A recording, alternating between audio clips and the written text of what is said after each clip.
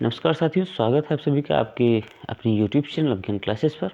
आज के इस वीडियो में मैं चर्चा करने वाला हूँ हिंदी के एक और सेट की। तो दोस्तों चलिए शुरू करते हैं। जो पहला क्वेश्चन है, जीतने की इच्छा वाक्यांश के लिए एक शब्द होगा। जीतने की इच्छा वाक्यांश के लिए एक शब्द क्या होगा? जुगुप्सा, लिप्सा, जुगुसा या जिगीसा। तो इसमें जो विकल्प आपका सही है वो कौन सा सही है? जिगीसा सही है। फिर आगे बढ़ते हैं, रत्नाकर का संधि विच्छेद क्या होगा? रत्नाकर का शब्द का जो सही संधि विच्छेद होगा वो क्या होगा? अ प्लस आ हो जाता है तो रत्न प्लस आकर हो जाएगा। क्या हो जाएगा? रत्न प्लस आकर हो जाएगा। ठीक दोस्तों, तो ये रत्नाकर हो जाएगा। और ये कौन सी संधि है? यहाँ पर छोटा आ है, यहाँ पर बड़ा आ, तो ये दीर्घ संधि हो जाती है। फिर अगला है दोस्तों, इनमें से अशुद्ध वर्तनी का शब्द है। अशुद्ध वर्तनी का शब्द है चरमोत्कर्ष है, वांग्मय है, पुनरुत्थान है या हिरण्यकश्यप है। ठीक, तो इनमें से अशुद्ध वर्तनी का शब्द आपको ढूंढना है।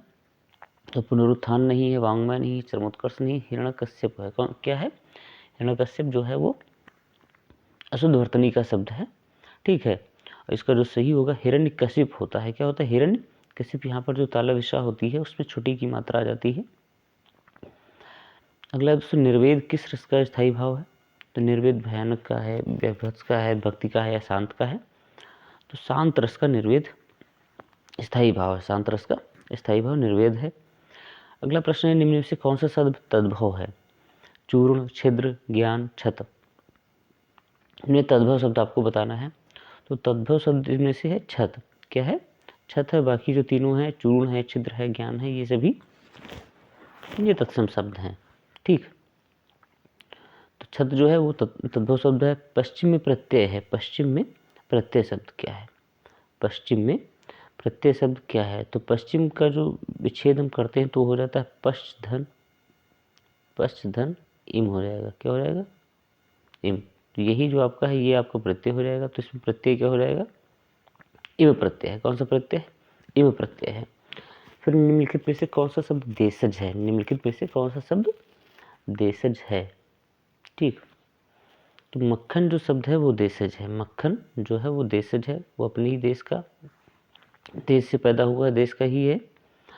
तो निम्नलिखित में से देशज शब्द आपका मक्खन है। खीर, काम, शांति, ये सभी क्या है? ये देशज नहीं है। अगला जो प्रश्न है, उड़नछू होना। उड़नछू होना मुहावरे का अर्थ इन विकल्पों से कौन सा होता है? ठीक है, कौन सा है उड़नछू होना? तो उड़नछू होना मुहावरे का अर्थ होता है गायब होना। क्या होता है? गायब होना, कि उड़नछू हो गए, गायब होना। भंवरा का सही पर्यायवाची शब्द बताइए। भंवरा कुंज नहीं होता है, आली नहीं होता है, खद्योत नहीं होता है, भ्रमर होता है। क्या होता है? भ्रमर जो है वो भंवरा का सही पर्यायवाची शब्द है। अगला है, जसोदा हरि पालने झुलावें। जसोदा हरि पालने झुलावें पंक्ति में कौन सा रस है? तो ये भक्ति रस नहीं है, करुण रस नहीं है, शांत नहीं है। कौन सा रस है? वात्सल्य रस है। कौन सा है? वात्सल्य। अखरोट का तत्सम रूप है। अखरोट का तत्सम रूप क्या होगा? अक्षवट है, अक्षवाट होता है, अक्षोट होता है या अक्षयवट होता है। ठीक, तो अक्षोट होता है। क्या होता है? अखरोट का तत्सम शब्द अक्षोट होता है। कौन सा होता है? अक्षोट होता है। ठीक, अक्षोट जो है अखरोट का क्या है? तत्सम है। फिर निरोग में उपसर्ग है। निरोग में उपसर्ग कौन सा है? तो निरोग में निरुपसर्ग है। कौन सा उपसर्ग है? निरुपसर्ग है। ठीक, नी नहीं होगा दोस्तों, निरुपसर्ग है। शी इसका सही है, 12 का सी सही है। फिर अगला प्रश्न है, लंबोदर में कौन सा समास है? तो लंबोदर मतलब लंबा हो उधर जिसका। ठीक, अगर हम इसका विग्रह करते हैं तो क्या होता है? लंबा है उधर जिसका, अर्थात कौन होता है? गणेश होता है। तो यहाँ पर बहुब्रीहि समास होगा। कौन सा समास होगा? बहुब्रीहि समास होगा, जहाँ दोनों पद प्रधान नहीं है, न पहला न दूसरा। कौन सा पद प्रधान है? तीसरा पद प्रधान है, तीसरा अर्थ प्रधान है। तो वहाँ पर क्या होता है? बहुब्रीहि समास होता है। गणेश यहाँ पर बहुब्रीहि समास है। फिर दोस्तों है, लता उगती है। लता उगती है यह वाक्य बहुवचन में होगा। लती उगते हैं, लते उगते हैं, लते उगती है, लताएं उगती हैं। तो लता का बहुवचन होता है लताएं, तो लताएं उगती हैं हो जाएगा। निम्न में से अव्यय कौन सा है? प्राचीन है, मोटा है, गरीब है या और है? और क्या है? और अव्यय है इसमें। प्राचीन, मोटा, गरीब ये सभी क्या है? ये विशेषण है। तो और जो शब्द है वो समुच्चय बोधक अव्यय है। ठीक, राम और श्याम ऐसे कहते हैं। इनमें से उत्क्षिप्त व्यंजन है। उत्क्षिप्त व्यंजन कौन से हैं? फ, फ, उ, ढ़, ढ़, च, छ। तो उत्क्षिप्त व्यंजन कौन से हैं? आपका जो सी विकल्प है, ड़ और ओढ़ा, ये उत्क्षिप्त व्यंजन है। ठीक, ये कौन से व्यंजन है? द्विगुण व्यंजन भी कहे जाते हैं और उत्क्षिप्त भी इन्हें कहा जाता है, द्विगुण। फिर दोस्तों बढ़ते हैं, अगला प्रश्न जो है, अशुद्ध वाक्य पहचानिए। सीता घर चली, राम पहाड़ पर चढ़ा, राम ने ग्रंथ पढ़ा, हमने सामने बैठे। तो इसमें अशुद्ध वाक्य, तो देखिए सीता घर चली बिल्कुल सही है, राम पहाड़ पर चढ़ा ये भी सही है, राम ने ग्रंथ पढ़ा ये भी सही है। तो सही क्या नहीं है? हमने सामने बैठे। तो यही विकल्प आपका सही हो जाएगा, हमने सामने बैठे। ठीक है, ये विकल्प इसमें अशुद्ध लिखा हुआ है और आपको अशुद्ध वाक्य ही छांटना है। यही हो जाएगा सही आपका डी।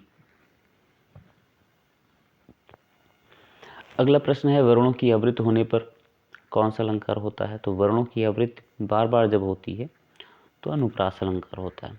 तो कौन सा अलंकार होता है? अनुप्रास अलंकार होता है। ठीक, उपविराम का चिन्ह कौन सा है? इसमें से उपविराम का चिन्ह ये वाला है, कॉलन जिसको कहते हैं, सेमी कॉलन कहते हैं, क्वेश्चन मार्क कहते हैं या ब्रैकेट्स कहते हैं। तो उपविराम का चिन्ह है कॉलन वाला। कॉमा को क्या कहते हैं? अल्पविराम कहते हैं। और ये जो होता है सेमी कॉलन, इसको अर्धविराम कहते हैं। इसको क्या कहते हैं? अर्धविराम कहते हैं। ठीक, निम्नलिखित में से कौन सा शब्द हास्य का विलोमार्थी है? हास्य का विलोमार्थी है। हास्य, शौर्य है, उपहास है, रुदन है या हास है? तो कौन सा विलोमार्थी है? इसमें देखिए हास्य का मतलब होता है हंसने से होता है, और हंसने का उल्टा क्या होगा? रुदन होगा, रोना होगा। तो आप टिक कर लीजिएगा, रुदन जो है वो हास्य का विलोम होगा।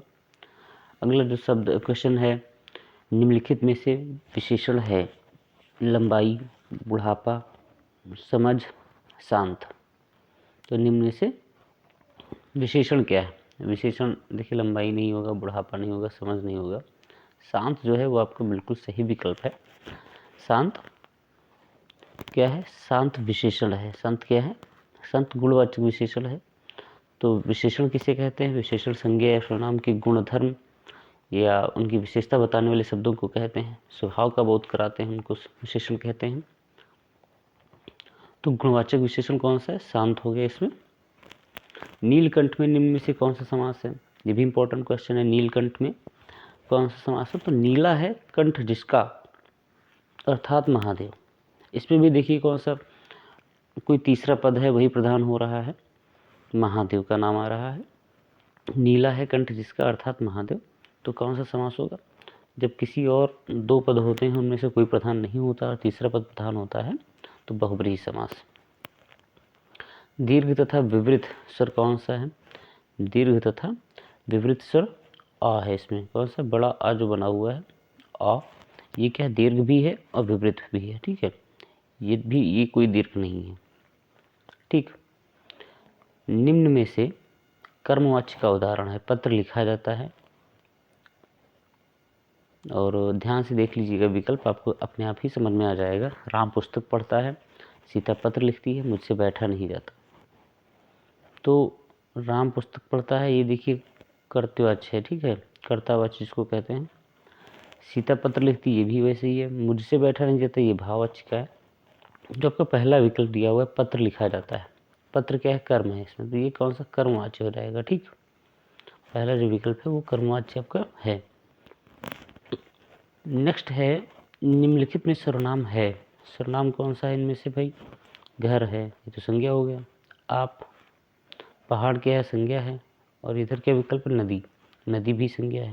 तो ये नहीं है, ये भी नहीं है, ये भी नहीं है। आप जो है ये क्या है? आप मतलब तुम, ये सर्वनाम है। तो आपका ये विकल्प बिल्कुल सही है।